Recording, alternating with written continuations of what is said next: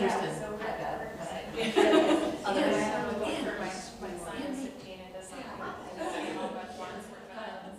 And Do whatever else you yeah. Yeah, that's great. Yeah, like your Kimberly said.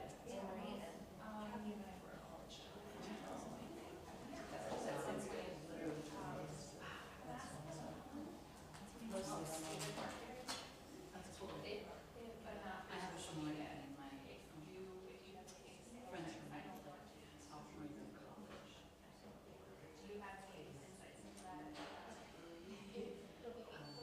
I was just walking with my sister out from the place, and they were as I turned over, and it was my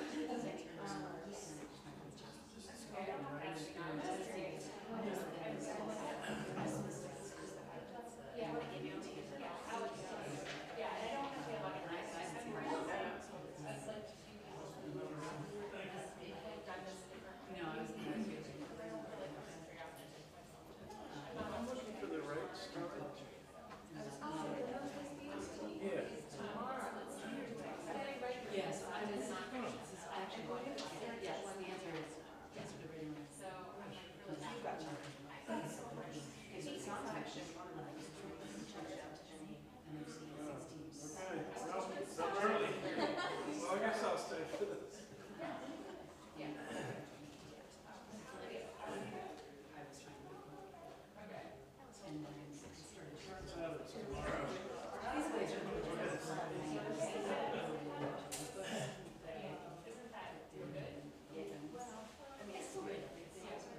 Okay, hello. Everybody hear me? Yes, good.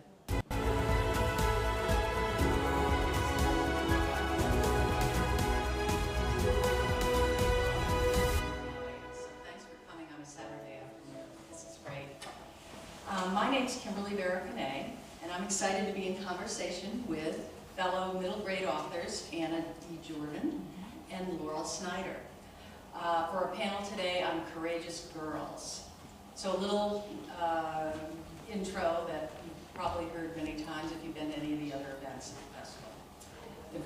The Virginia Festival of the Book is a program of Virginia Humanities, the Virginia State Humanities Council. In a few minutes, I'll introduce our panelists, but first, please silence your cell phones, and we encourage you to be aware of your space and to look around and take note of the exits.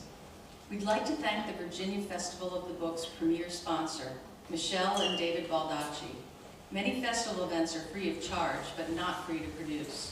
Your support helps. We also need your input. Right before our audience Q&A, you'll receive surveys to fill out. Megan, our volunteer, will pass them out to you. They're extremely helpful in planning future events, so we encourage you to fill them out. We also have a bookseller on site, back in the corner, and after the program, we'll all be signing books.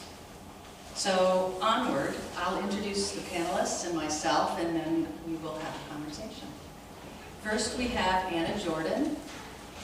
Anna has an MFA from the Writing for Children and Young Adults program at Vermont College of Fine Arts, and was the recipient of the 2013 Penn New England Susan P. Bloom Children's Book Discovery Award. She teaches 5th grade, lives in the DC area with her cat Rocco, and is in search of the tastiest knish. Next we have Laurel. Laurel Snyder is the author of many books for young readers, including the Geisel-winning Charlie and Mouse series with the National Book Award nominee Emily Hughes, Orphan Island, and her most recent picture book, Endlessly Ever After, with Dan Santa. A graduate of the Iowa Writers Workshop, Laurel has also written for the New York Times, Boston Globe, The Atlantic, Salon, and NPR's All Things Considered. She lives in Atlanta and teaches in the MFAC program at Hamlin University. And then there's me. I'm Kimberly Behra, and I'm the author of the Brave Girls collection for middle grade readers.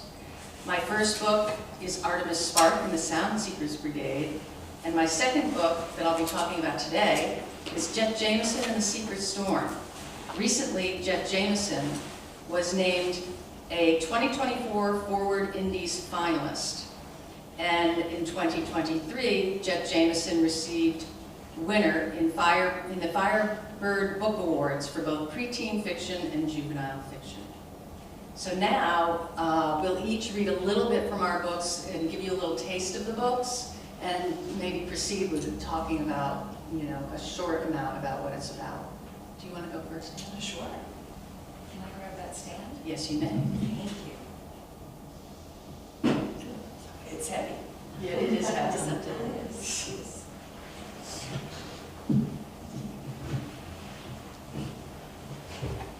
All right, can everybody hear me okay? Wonderful.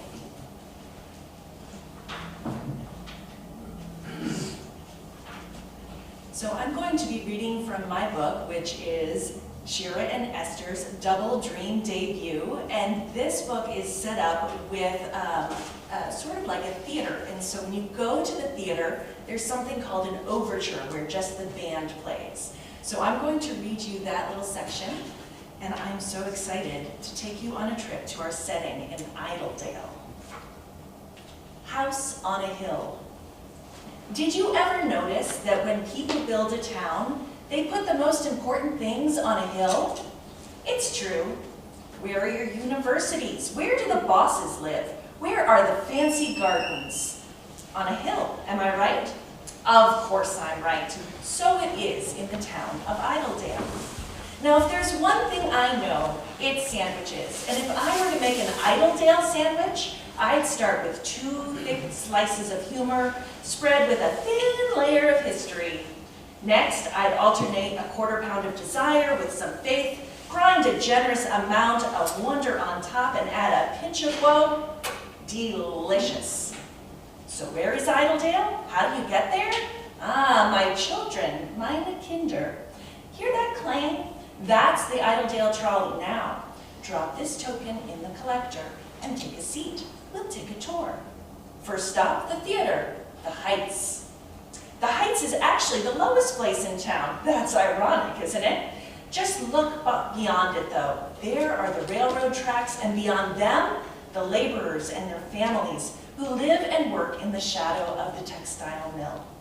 But here at the Heights, the awning lights are a beacon. Come to me, they say. Bask in my warmth, for inside there will be music, bright costumes, and laughter. We speak your language. We are your heritage. And the people of Idledale come. The smell of hot buttered popcorn wafts over the puppet matinee ticket line. Children in short pants and caps, or tresses and bows, wait with their parents to laugh together at the matinee. At night, a grown-up audience fills the Heights when the Yiddish theater troupe performs. What is Yiddish? Well, imagine that you combine the languages of Eastern Europe and Germany in a pot with Hebrew and let it simmer. That warm chicken soup of a language would be Yiddish. For years, the people of Idledale watched Yiddish stories and sang Yiddish songs they heard at the Heights. On Saturday nights, after an otherwise drab week, the workers and the bosses would rub shoulders at the Heights. They all wore what the actors in the troupe deemed fashionable. They even collected and traded cards with the actors' pictures. And if the actors made it big in New York City, like a vault. In Idledale, it was as if the actors were royalty. But now, people from both sides of the railroad tracks come to the theater less and watch their televisions more. Many of the children no longer understand Yiddish. Audiences who used to go to the Heights now see their shows at Scheinfeld's. What's Scheinfeld's? Hold your horses, we're on our way. The town hall, hospital, and trolley transfer station anchor the center of Idledale, where on street corners, men with aprons rearrange their fruits and vegetables. On side streets, homes are shoved together like third-class travelers. Fire escapes crisscross the fronts of brick apartment buildings, and carved brownstone leaves accent the roofs and doors of skinny row houses. Hang on to the hand straps now. This bridge over the Idledale River is bumpy. Up, up, up we go. Here, the houses have more room to breathe. The trees spread their limbs, and the pavement gives way to an emerald carpet. Look, it's Scheinfeld's Resort and Cottages, a sprawling vacation oasis with bellboys and housekeepers scurrying back and forth to fill the needs of each well-to-do guest. You see the shuffleboard area, the tennis courts, the spa. Grown-ups at the gazebo learn fancy dances with names like waltz, foxtrot, and tango. At the oak-shaded picnic tables, children knot string bracelets and paint macaroni necklaces. The tumbler, the fun maker, starts a cannonball contest to make the guests laugh and get them swimming. There's a bellboy carrying luggage for a celebrity from television who will perform in the big Thursday night show. Scheinfeld's is on the hill, but it's not at the tippy top of the hill. Why? Because for some folks here, there's still higher to go. On Friday night and Saturday morning, the guests at Scheinfeld's who want to be closer to God walk along the tree-lined path up a wide wooden staircase to Idledale's most important house, the synagogue, where stars of David decorate circular windows in its dome. Right now, no one is at the synagogue on the hill because its religious leader, Rabbi Epstein, is at the hospital. He's pacing back and forth in the waiting room with Mrs. Epstein's brother. Why are they pacing? They are waiting for Rabbi Epstein to become a father and for Mrs. Epstein's brother to become an uncle. That's right, Mrs. Epstein is having a baby. And here she is. The baby is rosy-cheeked with a small tuft of dark hair on her kepi. Oh, kepi rhymes with peppy and is Yiddish mixed with English for head. Isn't that a cute word? As cute as a baby's kepi. She is so beautiful that the nurse has Papa, Mama, and Uncle Coop all crowd around the bed to take a picture. Pop goes the flash. Boy, oh boy, has that baby got lungs. Listen to her wail. And she's not the only one wailing. Right down the hall from Mrs. Epstein's hospital room is Fanny Rosenbaum's room.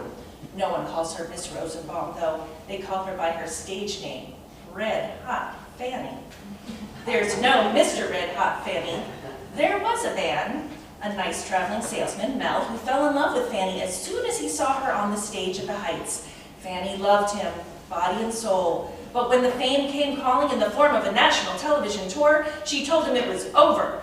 Fanny's one true love was the stage, and Mel, he was gone. Heartbroken before she could tell him about this new bundle of joy. Fanny has always said, for a little love, you pay all your life, and she's paying now. Fanny wails and pushes and wails, and out comes a second baby this night in Idledale. The rabbi and Mrs. Epstein named the first baby, the one with the strong lungs and dark hair on her kepi, Shira, which means song. Rabbi Epstein hopes that Shira will sing next to him on the bima in his synagogue on the hill. Shira drinks her mother's milk that night as if there's no tomorrow, and there won't be. Oh, don't worry, Shira will be fine, but Mrs. Epstein will die by sunrise. Red Hot Fanny, on the other hand, will be strong as an ox tomorrow, as will her baby. Did I mention that her baby had dark hair on her kepi too? I didn't? Well, sue me. I'm telling you now, Fanny's baby had dark hair, the same as Shira, and a star-shaped mole on her neck that was all her own.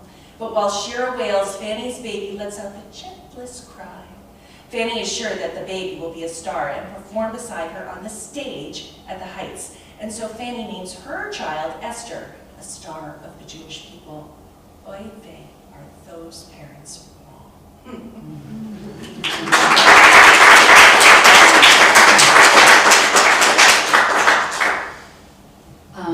So I'm going to read a little bit from The Witch of Woodland. I'm also just going to read a prologue. This is a book, I had a book that came out a few years ago called My Jasper June. It's set in the neighborhood that I live in Atlanta, which is, if you know Atlanta, is in South Atlanta, near East Atlanta Village. And it followed two girls sort of who were at that age where they really wanted to find magic in the world, and sort of wanted to believe in things that didn't seem possible. And the way that the book went, I don't want to give anything away, but they had one set of experiences. And then I found myself sort of unable to leave that place, like unable to stop sort of imagining things in my neighborhood, particularly around this one little area of the neighborhood that's like a little pocket farm. And I realized that there were other girls that in my head were living in this neighborhood too. But what I wanted to do was sort of, people have different experiences of the world. The two girls in the first book, Leah and Jasper, are on a search for magic, and they have one set of experiences. And so the characters in this book, the main character in this book's name is Zippy. Zippy has a different set of experiences. And so they're sort of two parallel books. They're not sequels, but they kind of weave in and out. So Leah appears in this book and Zippy appears in the other book. They're sort of adjacent to one another, going to the same school, walking the same streets, but having a very different experience. So I'm just gonna read a little prologue. And it's called, Prologue is the Thing That Comes Before the Story. When I told Bee I was going to write this book, she didn't get it.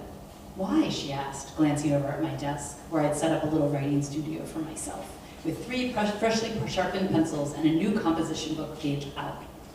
On the wall above my desk, I taped a quote from some grown-up writer that said, "A bird doesn't sing because it has an answer.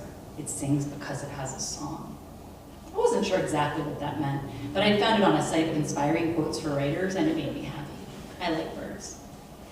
I just don't get it, said Bee, frowning at the sign. Why a book? That sounds like a lot of work. What's the point? I didn't have a logical answer. I just knew I needed to tell my story. I could feel it inside me waiting. Because I want to, I said. Anyway, it's going to be nonfiction. The truth. Or as close as I can get, anyway. The truth, said Bee. Nobody will believe you, Zippy. I barely believe you, and I was there. Anyway, who's going to read your book? 12-year-old authors aren't a thing. I'm 13 now, I reminded her. Same difference, said Bee. Bee is still 12, but she's mature for her age and looks it. She dyes her blonde curls pink every couple of months. She also gets dress coded more than anyone in our grade. Sometimes she draws tattoos on her arms with a Sharpie. Well, maybe I'll just leave you out of my book then, I said, if you're going to be like that. Fine by me, said Bee. I'm not sure I want to be on the record as part of this whole thing, but whatever. Whatever yourself, I said. Why don't you just go home if you're not going to be any help? Fine, she said, hopping up from my bed where she'd been sitting crisscross applesauce in her dirty shoes, even though I hate that more than anything. I think I will. And she did. Fine, I shouted after her as the screen door slammed in the front room. Door slamming is the kind of small physical detail that good writers put in their books. We learned about it at school in our unit on powerful language.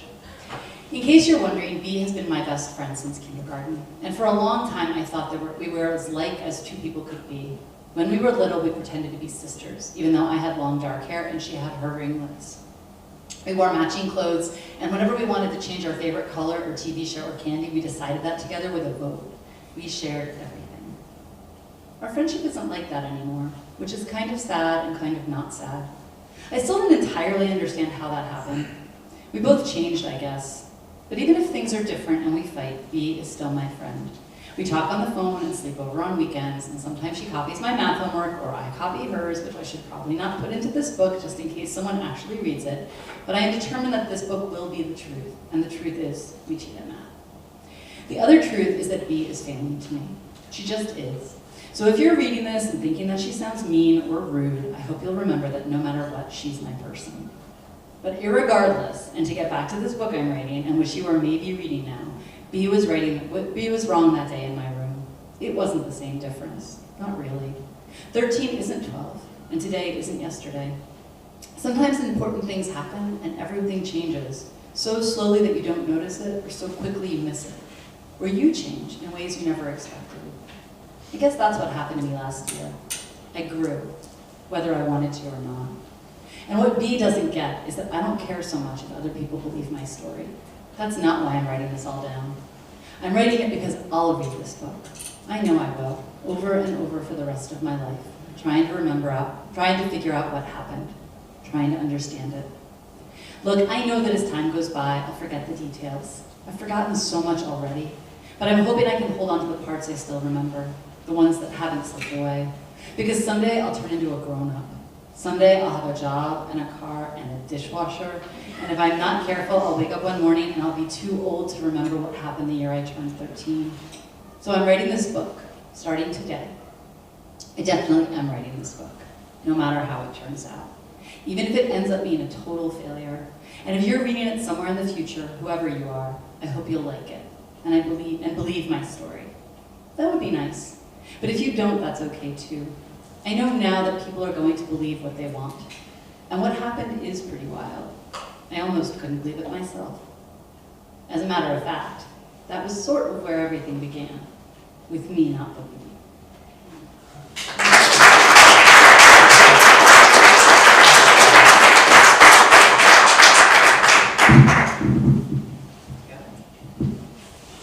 Jett Jamison is a 12-year-old girl, and she's having a lot of issues.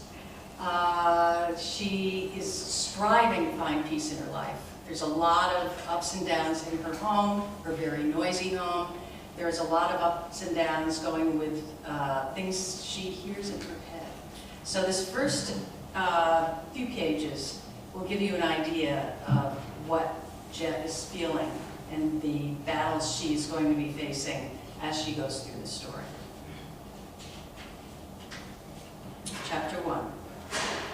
I stand on tiptoe and reach way up past the everyday graffiti, past the proclamations about who loves who, and cartoon sketches of the most unpopular teachers. My t-shirt scooches up and I gasp when my bare belly touches the icy wall. I tuck the shirt into my jeans and reach up again. Dad calls it a criminal act. I argue that if done respectfully, it's more like speaking out. I looked it up. The definition of vandalism includes the word malicious.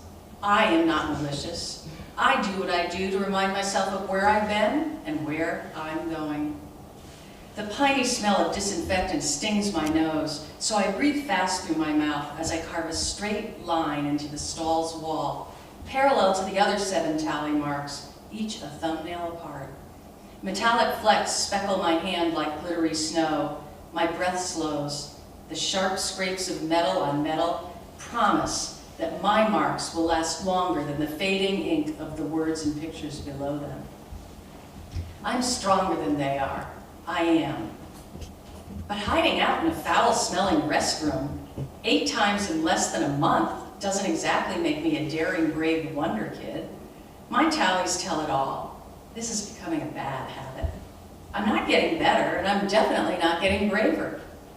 The outside door shushes open and thumps close. Jett, are you okay? I settle further down into the seat and hold my aching head in my hands. Yes, I'm fine, Belly. Go back and finish your lunch. Come with me. My mom had cookies. My stomach pitches. I'll be there soon, just finishing up. Is it because of what Gina said? I could care less about Gina. Oh, right. Doesn't matter what Gina says. Our graphic novel could be on the road to bestseller, for all she knows. Are you free after school today to finish up part 2? Not sure, Belly. I don't think so. Can I just please get some privacy in here? Okay, but come out soon, because Mrs. Langley's asking about you. The door closes. Mrs. Langley is one of the cafeteria ladies. She's nice, but nosy. I slip the can opener into my backpack and run my hand over the new tally on the wall. The rough indentation feels good. To the left are last month's tallies. Only 5 in April. The month before that, 3. Some studies say it takes 1. That gives me about 5 more weeks. Then, all bets are off on me and bravery. I've got to quit running away to this restroom. But oh, how the silence in here calms my heart right back to where it belongs. The door opens again and a bunch of sneakered feet tramp into the restroom. Oh, Jett, where are you? Someone sing-songs snidely. No use hiding. I can see your sensible tie shoes under the door. The girls giggle. Did things get a bit too noisy for you at lunch? Ding, ding, ding. Thank goodness, the bell. Talia, let me borrow your lip gloss before we go to class. Hurry, or we'll be late. Bye-bye, Jett. Oops, maybe I should have whispered. Bye-bye, Jett. I hope everything comes out okay. They leave the restroom chattering like crows. I stand and look at my feet. My shoes might be sensible, but my mind makes no sense at all. Loud noises make me race for cover like a soldier on a battlefield, and the cafeteria isn't even the worst of it. The nonstop voices in my head are, and they hurt, bad. But it's better that kids think I'm hiding from noise. That seems less crazy than hiding from voices only I can hear.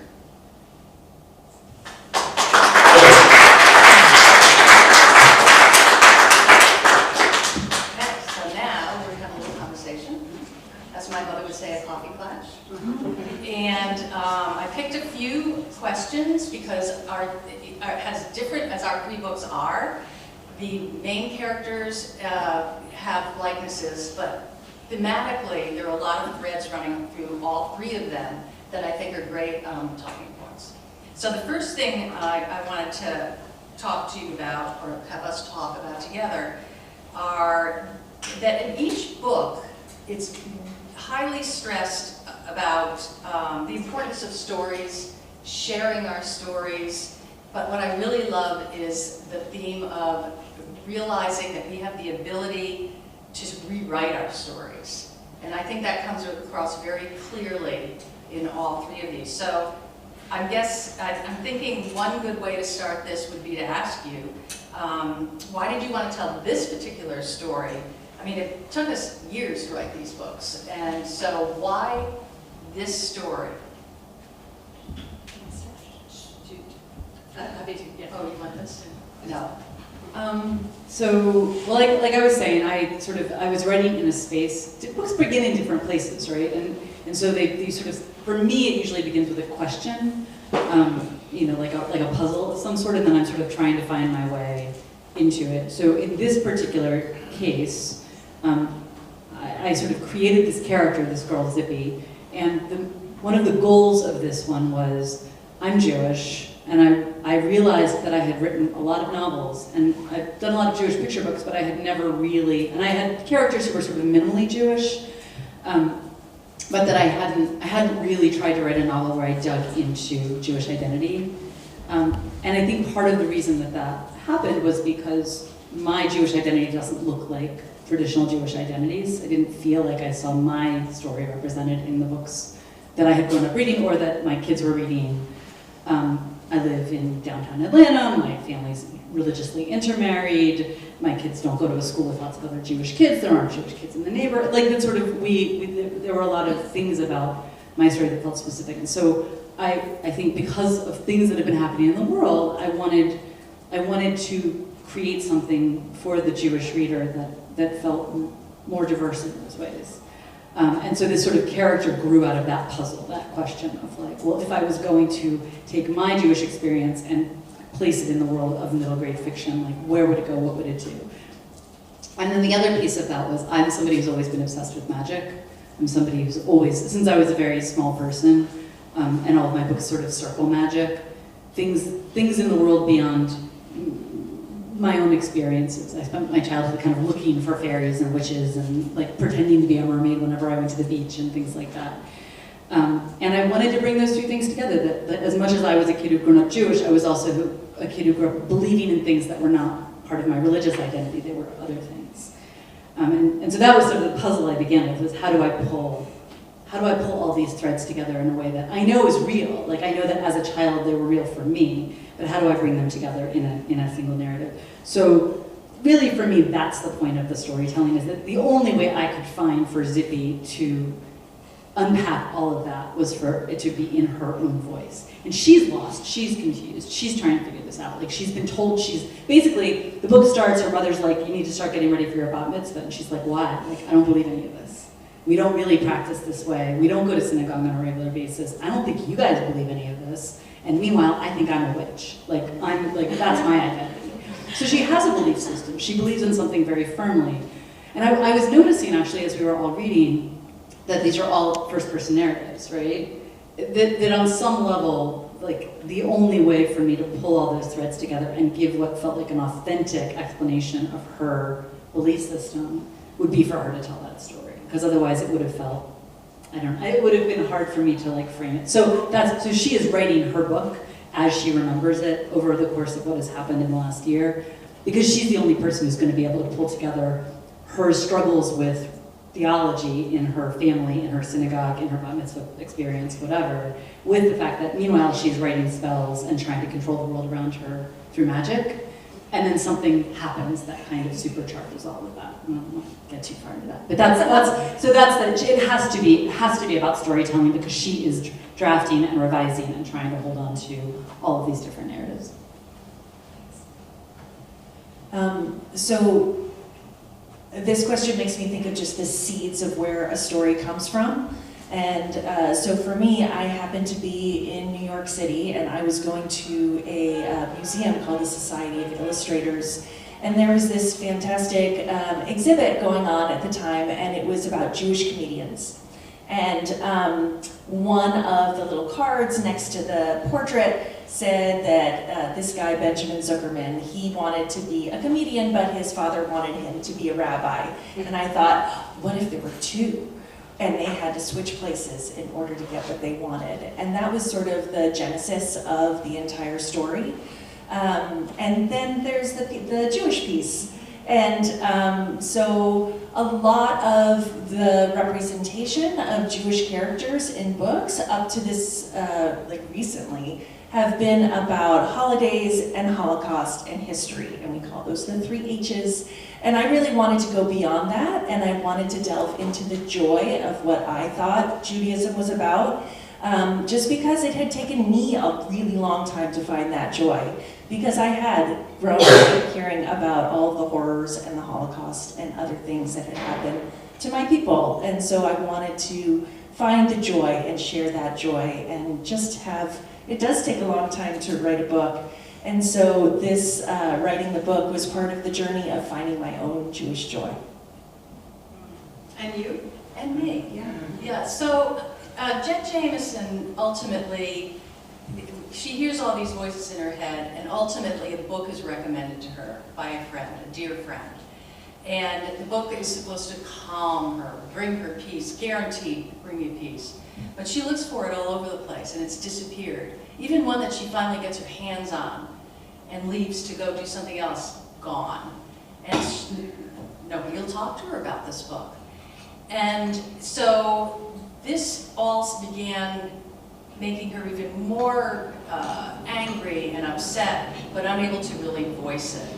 And I think that what started this whole thought of silenced voices and why write a book about silenced voices is because as a kid, like many kids, I grew up with some trauma in my life and never spoke about it until I was an adult in therapy. And so I thought, if only children had access to a book where they could see themselves, especially kids with trauma, but even people who know kids with trauma, they would understand them more, they would have empathy for the way they were behaving, even if it doesn't look like the way they behave. I just thought that writing a book that would open up to children to see that there's hope, and while it presents as a mystery, she's looking for this book, she's also searching for her voice, and not always so, positively. She's not sure she even wants to find her voice, but she doesn't like those voices in her head that's reminding her of a memory that she doesn't want to remember. So I would say that, and the storytelling piece is finally at the end when she does get strength and embrace her voice. She finally does tell her story and shares it and likens it to adding a bead to a necklace. If everyone adds their story bead to a necklace, there's strength in that, where one bead is just a bead rolling around in a circle and not really having a place, but the power of joined voices. And I felt that as a child, if I had had some book like that to give me that kind of hope, it would have helped. So that's what I'm hoping for this book, and that's where the story comes from. Okay, now here's a fun one. All 3 of the books have girls with secrets, and they end up defying parental expectations. Every one of them goes against, even mine has a religious slant to it. So what I would like to know from you, were you all courageous girls? And if, I know, were you all courageous girls? And if so, what made you brave? And if not, what were you afraid of? The reason I'm asking questions like this, by the way, is because I think kids often think of authors as just a name on a book.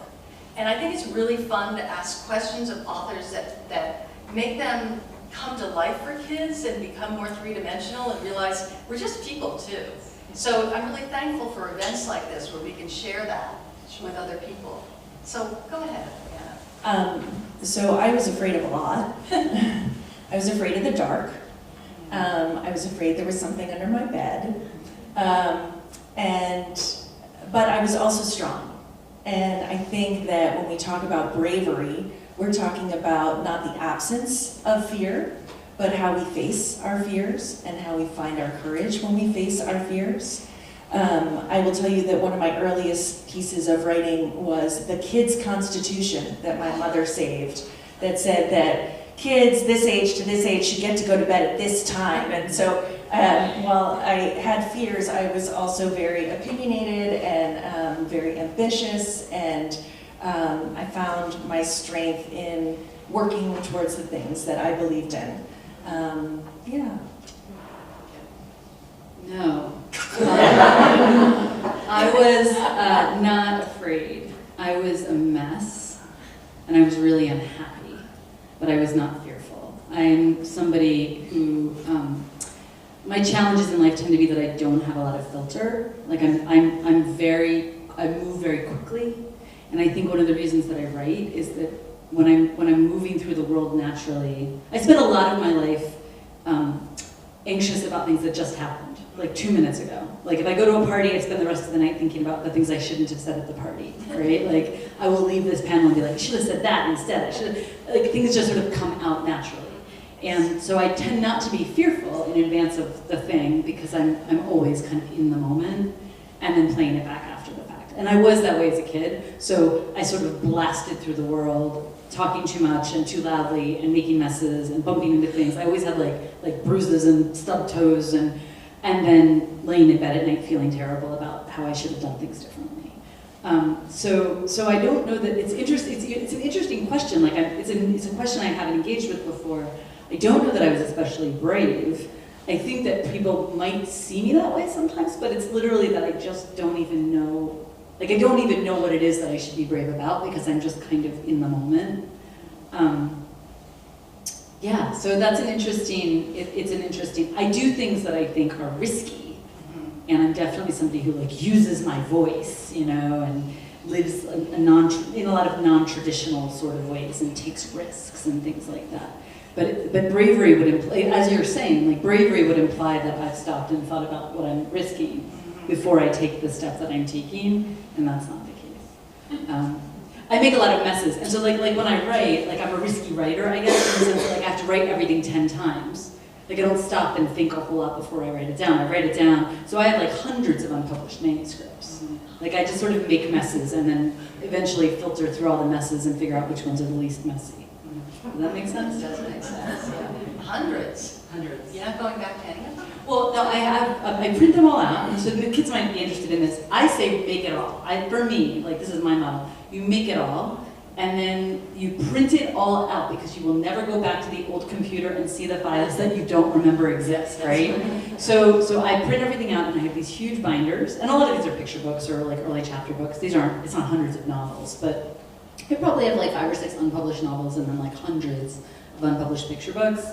I print them out because because I have no filter, because everything happens in the moment, my later self may be able to make something out of the mess from 5 years ago or 10 years ago or 20 years ago. So like I have a picture book called Swan that I wrote that is based on a manuscript that I made when I was 10 that I like found years later. So I'm all for like printing it out, keeping those physical copies of things and organizing, like, so they're all alphabetized in these big binders. This was one of my like pandemic projects. Like I printed everything out, I alphabetized it all, I put it all in these, hole punched everything, put it all in these binders, and that way when I'm having a like rough patch where I'm not writing or I'm feeling like I can't make anything new, I can go back into those old archives. But yeah, so. That's great advice. That's great advice. Yeah, so I'm going to answer like Laurel did with one word. No, I was not courageous. I was a scared kid. I'd rather not talk to humans. I would go outside and be in nature and love talking to plants and animals, and that's how I basically survived. But talking about, I just don't think I ever got brave as a kid. I mean, I didn't feel brave, I guess. But in talking about how did I get brave, because I think I'm a little braver now, although who doesn't still get intimidated and worried, was through writing. And it wasn't through writing as a kid, because I didn't write much as a kid. I read a ton. But when I finally faced up to the trauma that I had been through as an adult and went to a therapist for this, And she said, I was unable to talk about it. And so she said, do you think you could write something like a sentence or a feeling or a setting or, and so okay, I'll try. And I went home and I started writing and it did not stop. It was cathartic writing. It would be nothing that I would ever publish. But it is because of that therapist, I guess it's because of the trauma, it's because of the therapist that was so wise to ask me to write, that I am a writer now and that I feel braver. I feel more brave now that I can write it first. It just helps me figure things out. Okay, onward, ladies. This is really interesting too. I found in our 3 books, I'm calling them 4 protagonists because you really have the 2. Yeah. So our 4 protagonists often feel unheard and unseen. And in their challenge to take action and find their voice, they not only help themselves by doing that, but they become activists and they help other people. So it's interesting that once they feel comfortable with themselves, or at least more comfortable with themselves, and they've got a voice, that all 3 are willing to get out there and share and help others. So I'm just wondering how, actually we might have touched on it a bit, but how writing the book might have changed you, if at all, and how you might hope that young readers reading your book might feel changed in a way. I try not to, I feel that every reader will bring their own experience to the book, so I don't really have an agenda for my reader when I write a book. So I think that's some of the best children's literature is hopefully that. Without a specific, you should know this, or this is the moral, or anything like that. Mm-hmm. So hopefully if I'm telling the story authentically, they'll get what they need from it. And I mentioned briefly before that I think a lot of this, spending time with these characters, really allowed me to dig deeper into myself and my experiences. So we have 2 girls, as you may have figured out from what I read. We have Shira, and she's the daughter of a rabbi, and her mother has passed away, and so she has sort of become, not literally, but figuratively, the person in the family who does what the rabbi's wife would have done. So she cooks a lot of dinners, and she's there at the synagogue, and she's shaking people's hands in the congregation. And she has these sort of outsized responsibilities, whereas Esther is growing up in the theatrical world, but she is so interested in finding out more about the religious. And so they have to switch places. But it was a chance for me to find out more about Yiddish theater, to find out more about Jewish comedy, to find out more about this evolution, to find out more about, I was a huge Dirty Dancing fan. So Scheinfeld's Resort is definitely based on the one that we see there. I loved Mrs. Maisel. We get a little bit of that there. So bringing in some of these things and being able to research more, because even though it's not nonfiction, there's a lot of research that goes into a fiction book. And I was really excited to dig deeply into that at the same time that I was digging deeply into the religious and asking myself, what do I believe? What don't I believe? So for me, that's this book and how it changed me. Yeah, I try really hard not to, similarly, I try really hard not to imagine like what the takeaway of a book would be. Like I feel like the goal is to sort of let the book find its way to be in the best version of itself that it can be, and that the more I sort of try to manage how someone will receive it, the less free I am with it. The exception to that in this book is it is framed as this, like Zippy is writing, and periodically she'll tell you like, oh, Miss Marty said that like when you're doing world building you need to do this, or like this sort of, there are some little lessons that are sort of dropped into it that are like writing lessons. I had one book when I was a kid that I read that I will not recommend anybody read. It's a problematic text, but the beautiful thing about this book was that it was being authored by the main character. This kid was writing a book for posterity, like, and she was someday going to like live in New York City and pen trenchant novels in her garret. And I loved those. I loved books that were about, like the Emily of New Moon books. Like, I loved books that were about kids who were going to be writers, because I so badly wanted to be a writer. So I think that would be the one exception. And this one is like, I mean, I'm sure that there are things in here that I hope kids will read and take inspiration from, or learn from, or feel empowered by. But I don't know what they might be. But the writing thing of like, kids today consume so much. I mean, we all consume so much, and it's books, it's podcasts, it's video games, it's television, it's YouTube. Like, I really want for my own children, for the kids that I work with in schools, I want them to know that their stories, kids don't often write the history, and they should. Like, their experiences are really important. And so the idea that like Zippy is 12 or 13 and she's writing a book, and if she can write a book, maybe you can write a book too, and that there are little sort of bits and snippets that I would love to think that somewhere out there there's a kid who like reads this book and then is like, I'm gonna get a composition book, and I'm gonna put a quote on the wall, and I'm gonna write my story too. So that would make me very happy to know that some kid out there is writing their novel, you know. Yeah. Well, building on what you said, Anna, getting to the setting and, you know, figuring out your world building, you know, go into a little bit about how much of it is imagined and how much of it is based on reality, and just how you built your world. Sure, since she says that world building is important. That's right.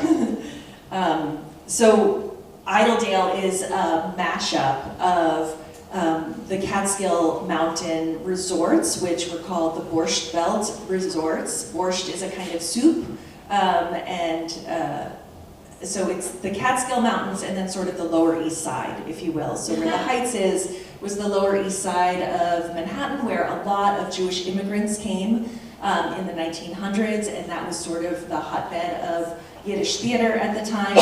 And then, as I said, the Catskills was sort of that dirty dancing kind of place. And it was really both of those situations were because of anti-Semitism, which is people who don't want to provide Jewish people with the same kind of humanity and equality.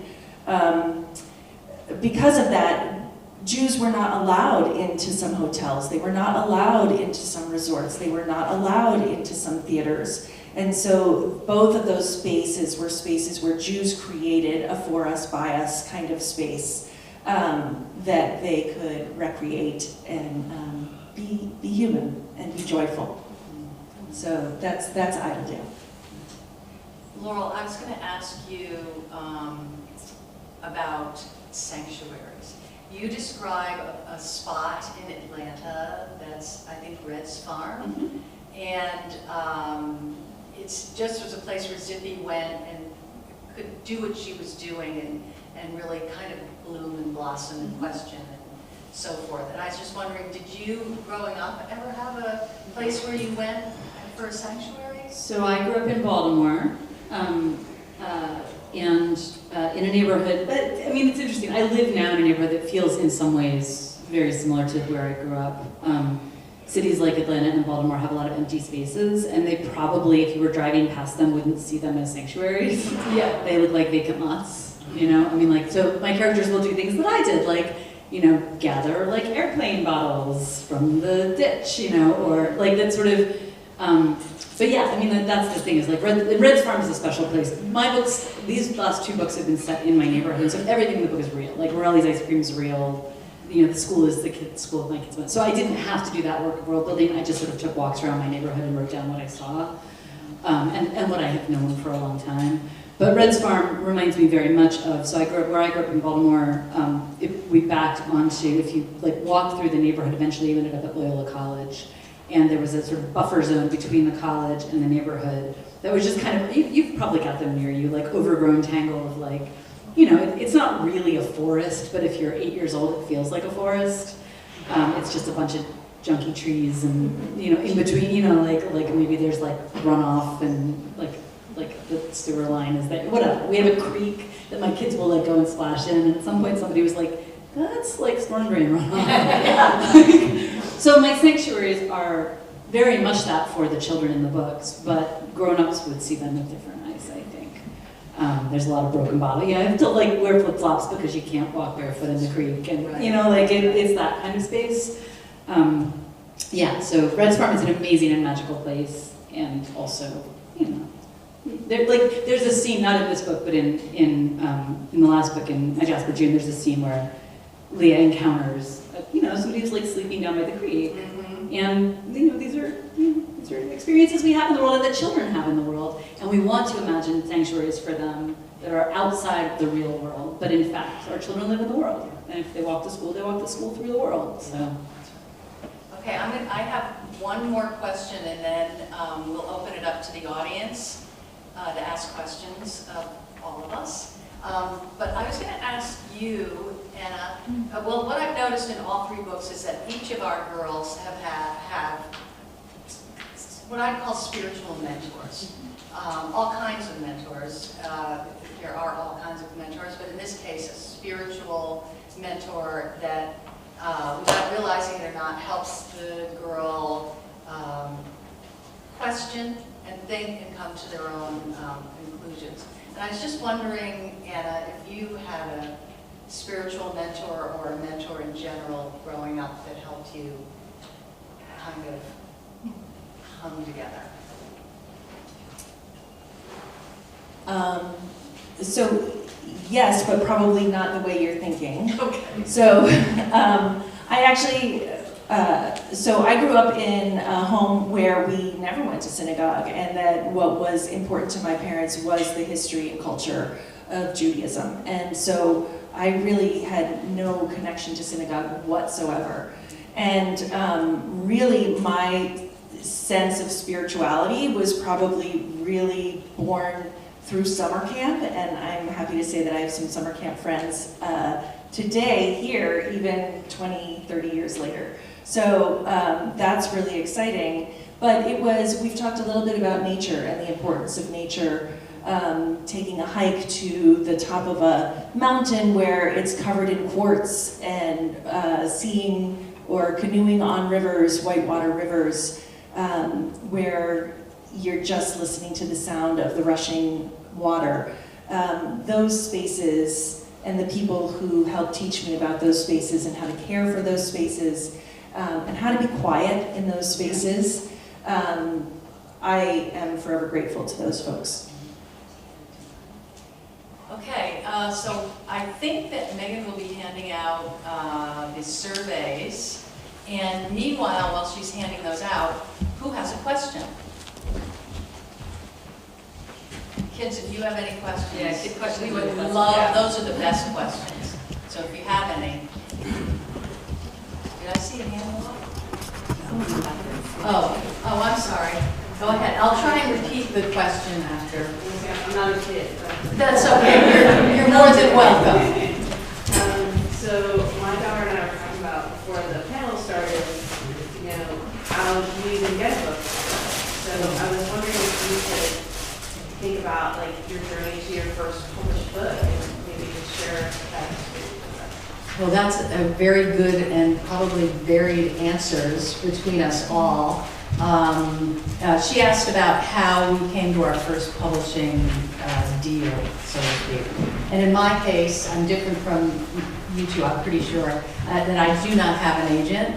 I tried to get an agent, I had some close calls, but starting writing so late in life, I always crack up when the kids in the audience are like, why did you wait till you were so old to start writing? I didn't want to wait around for an agent to say yes, so I approached small publishers. And in that case, you cut the corner a little bit if they accept your work and send you a contract, and that's what happened to me. So both my books are published by two different small publishers. And it didn't take quite that long, it took a few years. The first book it took from contract to coming out, it took a total of 2 years, and then this Jett Jamison, I signed a contract and it was out within a year. So it really wasn't that hard. But I know you all as agented writers, probably. My first book wasn't agented, but this was a long time ago. And so I started working on my first book in 2000, and it was rejected, I think, somewhere in the neighborhood of 50 agents and editors rejected it. And I just kept revising it and working on other things. So, like I said, I have hundreds of unpublished manuscripts. Like, I just kept writing and writing and writing. And then I got very, very, very lucky, and a small publisher that no longer exists, but a small publisher in San Francisco reached out and was like about something I had sent them 6 months earlier, and were like, "Is there any chance this is still available?" And I was like, "Yes, yes." And so I sold my first picture book that way, and then simultaneously, this is one of those crazy stories that I'm nervous to even say it because it sounds unlikely. A young assistant at Random House pulled my first novel from Slush after 5 years and 50 rejections, and wrote to me and basically said, like, sort of, it's not ready yet, like, you're not there, but like, if you want to have a conversation, I would be willing to talk you through some things. And when that was happening, I then went and queried agents.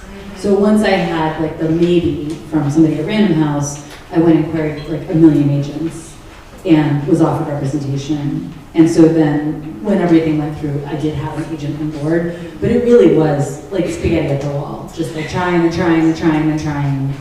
but not stopping writing. And I think I work with a lot of students who are sort of in this phase of trying to get published. And I think it's important to say, like, if you're stuck on one manuscript and you're like, I just want to keep working on this one until I publish it, because what you really need to do is keep yourself, like, develop a writing practice of just making more. Like, whether it gets published or not, whether you like it or not, whether it ever gets finished or not.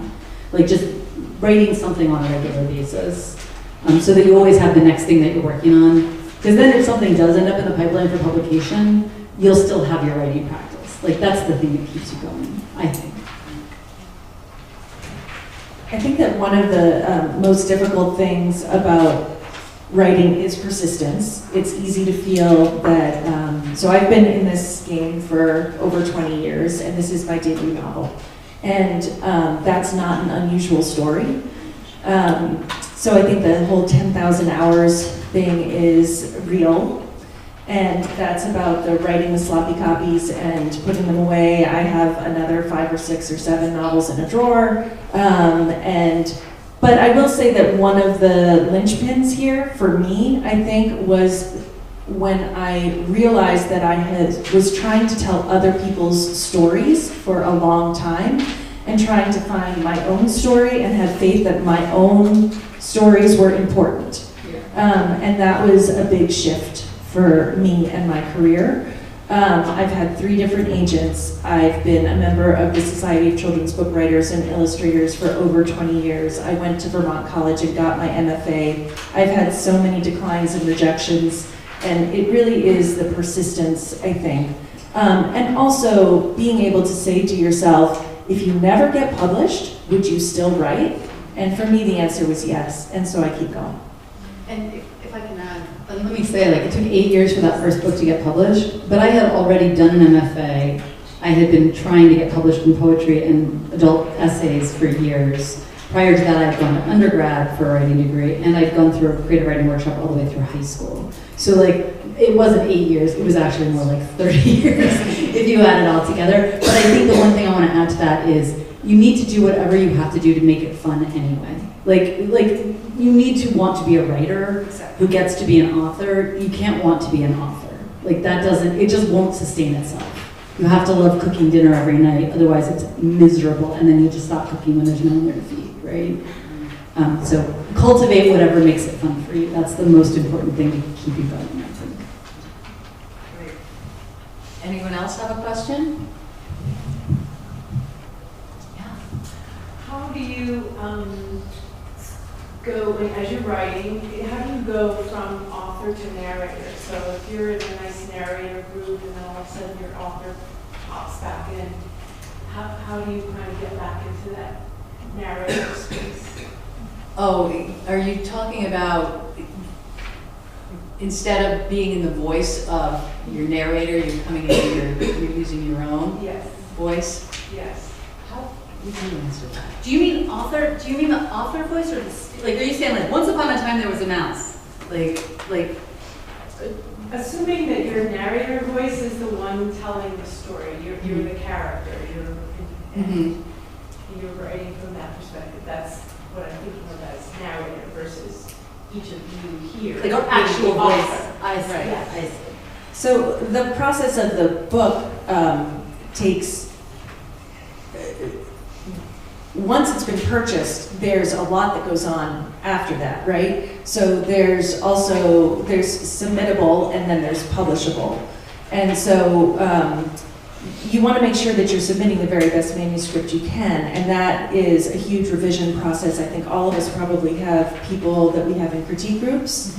So we have critique groups, people are giving us feedback all the time. We're trying to decide if that critique resonates with us, we're making changes along the way. Then it gets submitted to the agent, then the agent submits it, and the agent might have something to say, hey, it would be better if, and then the editor does. And so all of this is a process of revision. And I'm also a 5th grade teacher. I will often say 90% of writing is revision. And so we're constantly trying to, and I'm going to take something from Cindy Lord here. Hi, Cindy. She says that she wipes away the author's footprints throughout those revisions as she backs away from the manuscript. And I've always thought it's a really beautiful metaphor. And as you're writing, are you? I'm allowing the story to be what the story will be the first time. That's my sloppy copy. I'm letting it be what it needs to be. I'm exploring it. I don't know if that's true for others. Well, I don't, first go around. I definitely agree, like sort of let it out and then you sort of make it a puzzle. Like then you're trying to sort of figure out, and it's funny, my editor's family is sitting in the audience today. His main job is to cut like 50% of what I say. Like, he'll be like, you can have one of these 3 conditional phrases. There's a lot of redundancy, and so right, sometimes it is like, well, which of these sounds the truest for an 8-year-old character? Which of these is most beautiful, or which of these is most succinct, or like sort of. So you could make a lot of books out of any one first draft, right? So sometimes you are erasing the authorial voice. Sometimes you're switching point of view completely. Sometimes you're resetting the story in a completely different place. Okay. Thank you both. It was really fun talking with you. Thank you, volunteers, booksellers, and thank you, audience, and you kids. Thank you the most for coming.